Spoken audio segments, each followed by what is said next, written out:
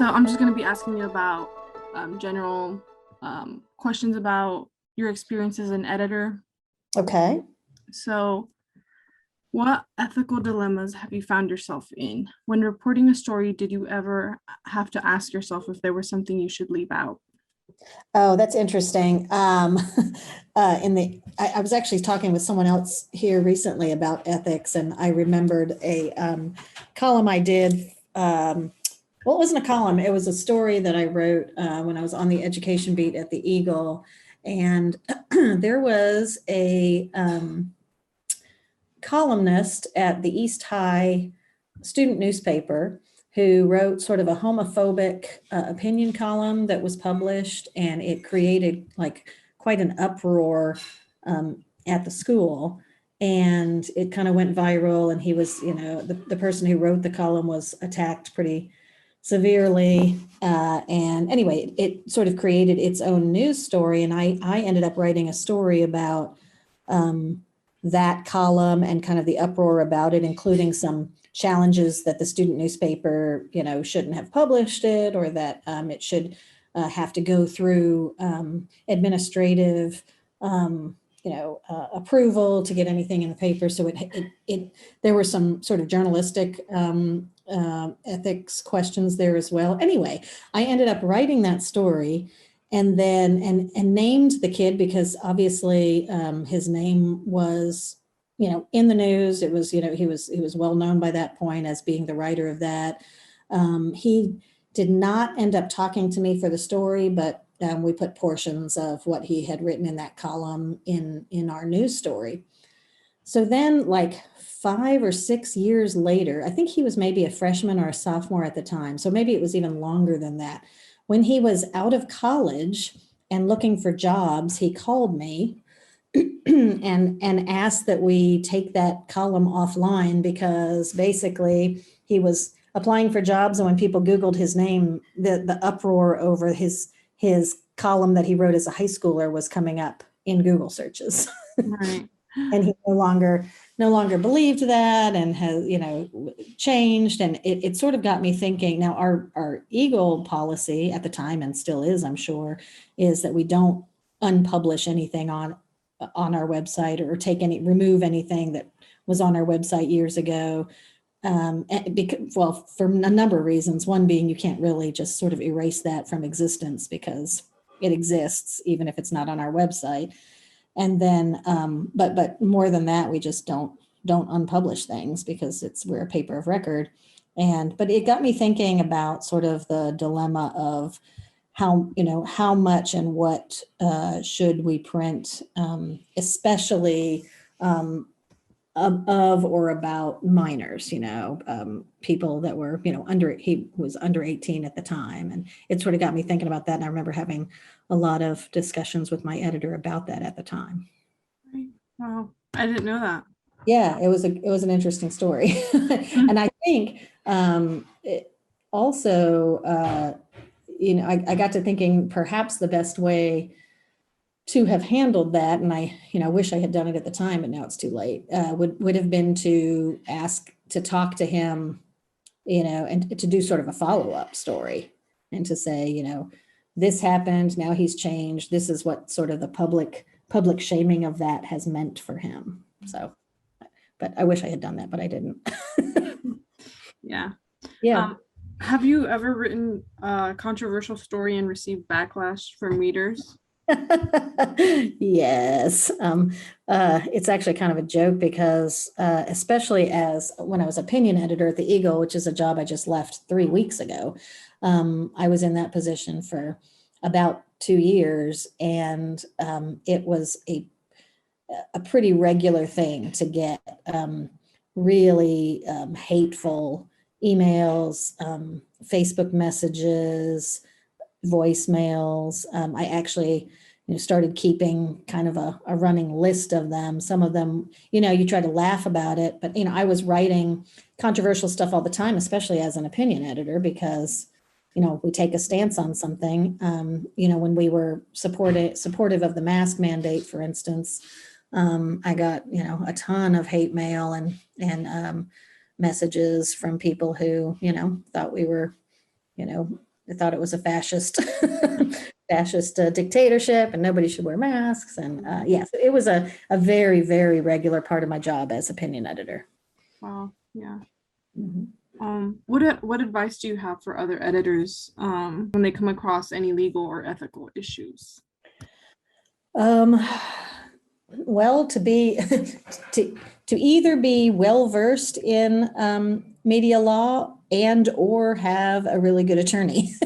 I mean, that's what sort of separates actual journalism organizations from a lot of people who call themselves journalists is that, at the Eagle and also at KMUW and at established news organizations, you have the backing of an institution that can support, that first of all you know, advise you on ethical issues.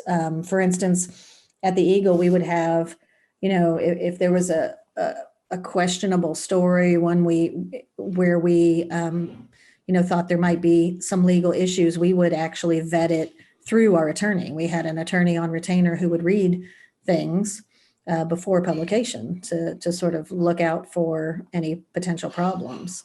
And then similarly, if I got a subpoena once for my notes in a case that we ended up winning, and I did not have to turn over the notes, but it was just nice to have an attorney on our side, and that's something that that when you're working for a larger organization, that's definitely helpful. But yeah, to sort of know.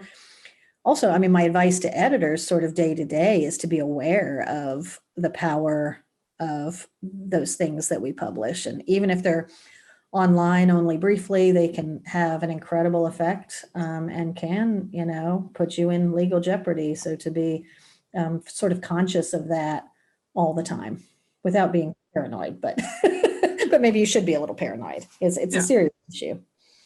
No, yeah, we were just learning about like ethical issues and everything from a previous chapter. So it's Yeah. kind of interesting to see it all play out.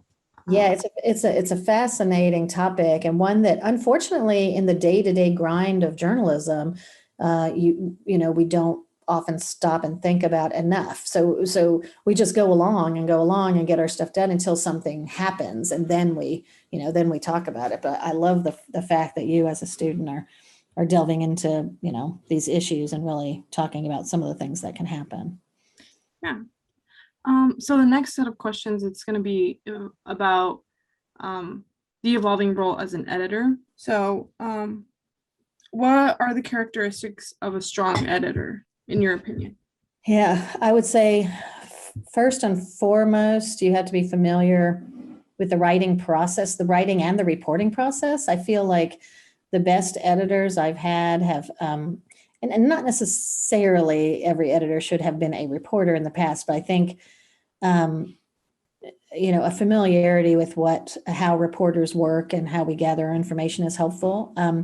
Just to I think when I'm thinking about back to my best editors as opposed to like when I was an editor, because I actually was an editor for a while, and I think I was good at it and I enjoyed it, but my passion is really writing.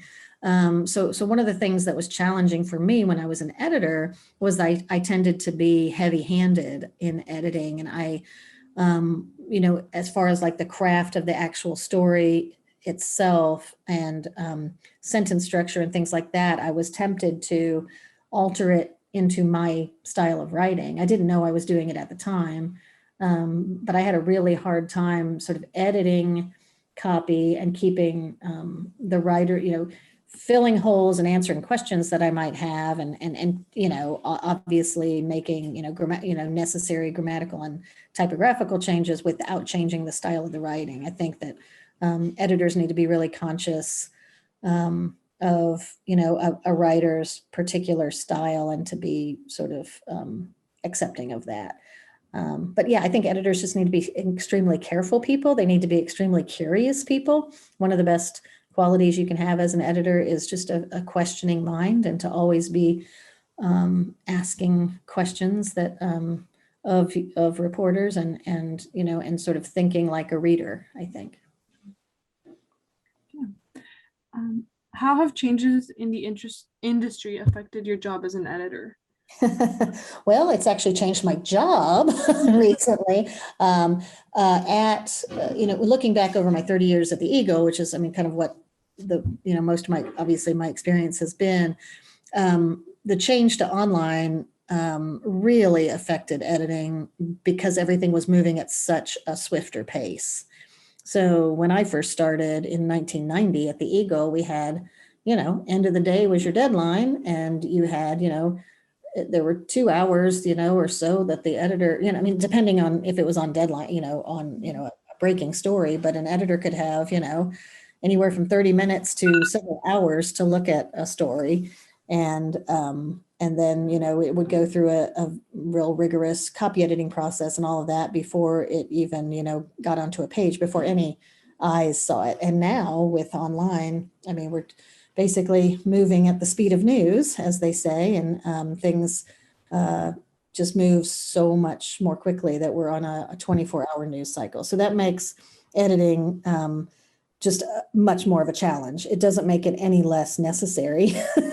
In fact, it makes it more necessary. And I think that one of the unfortunate changes as the industry has shrank and newspapers have shrunk their staffs has been, sort of a drop off on the editing process. Do you feel like your workload has doubled due to that? Like, Yes. Yeah. I mean, it really did. And it does. I mean, and I'm on radio, public radio now, and it's just a little different. I'm still learning my way around over there. But certainly at the Eagle, we were, it was hard to, there wasn't just the end of the day deadline. And then, that was done and you moved on to the next day and you had the whole day to develop another story. It's more just continuous. And because of that, it makes it even harder to draw that line separating work and home life too. It's hard to turn it off at 6 o'clock at night or whenever you finally go home and not feel compelled to update a story if something happens. yeah. Is it harder to connect with older or younger audiences? Well, I would say just, I'm 52 years old now. So I'm on the older end of the spectrum, I suppose. I feel like our challenge in journalism in general is connecting with younger audiences. I think that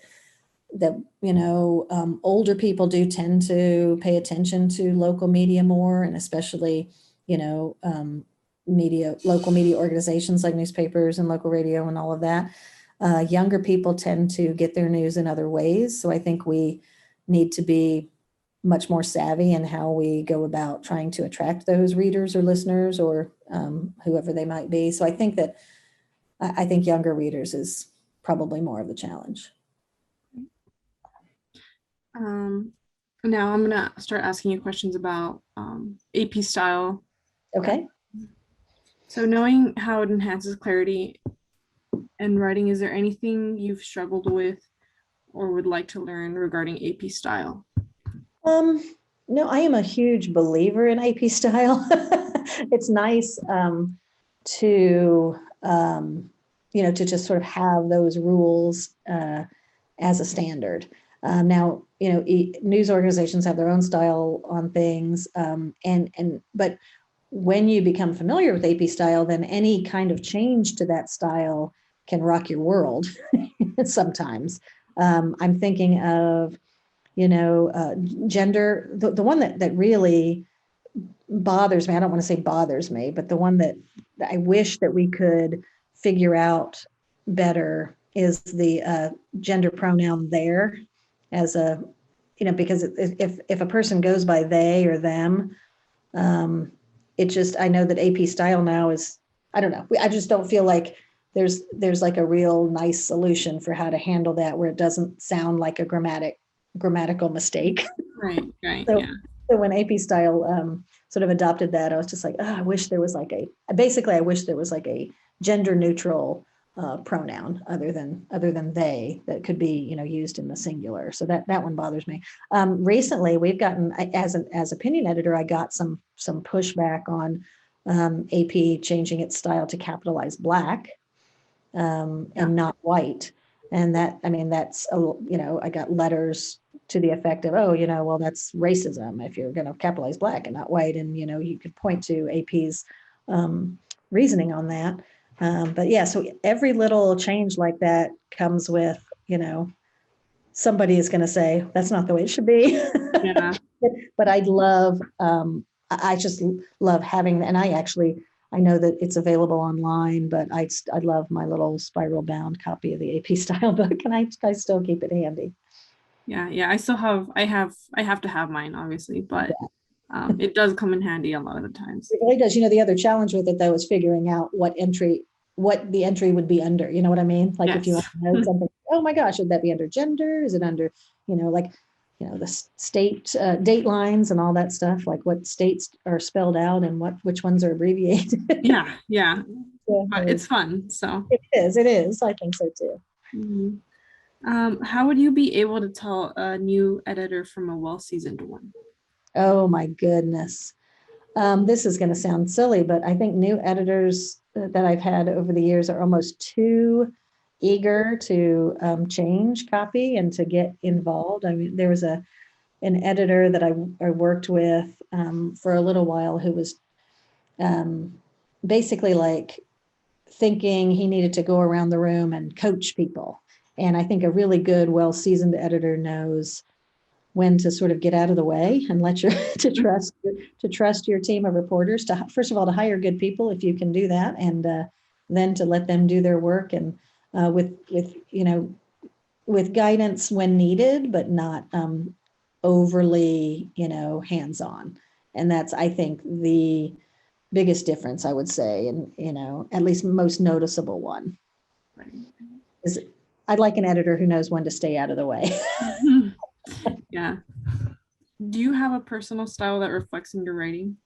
I believe I do. I didn't think I did, but over, several decades, you definitely develop one. But yeah, I tend to, my style is much more conversational. I tend to write in sentence fragments, for instance. I noticed when my kids, my kids are in their 20s now, but I realized pretty quickly that I was no good at editing any of their papers for school because my style was definitely not MLA. Oh, yeah. Yeah, I have developed a certain style over the years for sure. What advice would you give to someone looking to build a name for themselves in this field? Um, wow. Read a lot, become very familiar with if in the field of journalism in general or writing, or, I would say editing and journalism in general. yeah, to become a good editor, I just feel like you need to just read as much as you can and become well versed in the craft of writing. And then also, as I said earlier, you just have to be really curious about the news. If you want to work in the news business, you have to you have to be sort of a news junkie and like enjoy, finding out new things. And we do a lot of what we do is, I'll wake up in the morning and I won't know, if I'm going to be doing a story that day on, aircraft layoffs or, some scientific discovery or, could be anything. So you have to know a lot about a lot of different things, or at least have a curiosity about them. So, and then just meet as many people as you can. This is a small town, even though it's a pretty decent sized city.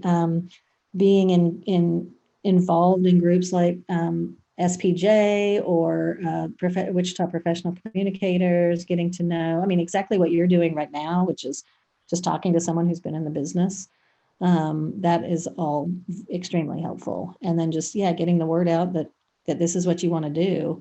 The Eagle is actually hiring for the first time in a long time because, we've had some openings here recently, and it's kind of nice to see some of those jobs opening. And I do think that even though the newspaper industry might be shrinking, I think that there will always be jobs for good writers and editors because people communicate in all kinds of different industries. They need to know how to write, and I get enough really, really poorly worded emails and sales pitches to know that everyone needs an editor. Yeah. Okay, yeah, so become a bookworm. Yeah, not necessarily just books either, but newspapers, newspaper websites, magazines, all different things. But yeah, there are definitely, I mean, gosh, there are several actual books I would recommend, but anything by Roy Peter Clark. I don't know if you have read anything by him, but he's an incredible writing coach from the Poynter Institute in Florida, and he has written several almost handbooks on writing that are super helpful. So even, I could get specific if you like, but Yeah. give a resource. But yeah, No, I've never heard of him, but I'll hey, definitely look him up. right. It's Roy Peter Clark. I think his, I'll email you a link to his last book. It was really good. Oh, okay, thank you. Yeah. But I think those are all the questions I have for you. I don't know if you have any questions for me. I don't think so, but I really appreciate you thinking of me. I hope this was helpful. No, it definitely was. But thank you. I'm really excited about this assignment. Hopefully I'll get an A on it. Cool. I hope you do too. Who is your instructor? Jarman. Oh, Jeff Jarman. Jeff Sure. Jarman. Oh my gosh. That's okay. Yeah. No, I've definitely dealt with him in the past. I think he's dean of the school, actually, isn't he? Or isn't he? He's some higher up in Elliott School. Yes. I think he's on the faculty senate too. I see his name all the time. Well, tell him I said hello. Okay. Yeah, I will. Don't tell him I forgot his name. I will not. Your secret is safe with me. You've been online for classes. How are you supposed to know who anyone's name is? Oh yeah. It's been a weird transition. I bet. I bet. Well, I hope that it's helpful. Yeah, he's a good guy. Okay, well, thank you so much for your time. You're very welcome. Glad it worked out. And if you have any questions, feel free to email me or call or whatever. All right, yeah, thank Okay. you. Alrighty. Bye-bye. Bye.